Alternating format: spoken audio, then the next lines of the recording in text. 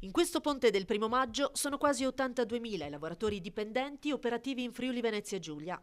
La stima, su dati Istat del 2024, è dell'ufficio studi della CGA che sottolinea: si tratta di una platea ampia e trasversale che comprende chi è impiegato nei settori del turismo e dell'accoglienza, dell'informazione, dell'intrattenimento, dell'agricoltura e dell'allevamento, ma anche nel commercio, nei pubblici esercizi, nei trasporti e nella sanità, senza dimenticare chi opera nell'industria a ciclo continuo e nei comparti della sicurezza e dell'ordine pubblico.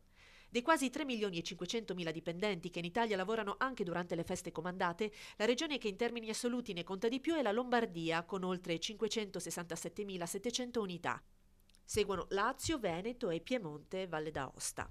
Rapportando invece il dato di chi lavora durante le feste sul totale dipendenti, la regione che presenta l'incidenza più elevata è la Sardegna con il 25,2%, seguita da Lazio e Molise.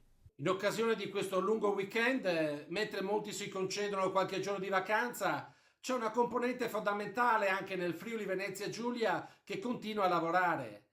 Operatori sanitari, forze dell'ordine, giornalisti, trasportatori di merci e persone, addetti alla logistica, insieme a chi è impegnato nel turismo, nella ristorazione e nel commercio. Sono lavoratori spesso invisibili, ma indispensabili. Senza il loro contributo la quotidianità si fermerebbe. La ricorrenza del 1° maggio, simbolo dei diritti dei lavoratori, è anche l'occasione per riflettere sulle condizioni di chi non può fermarsi, tra turni, sacrifici e responsabilità.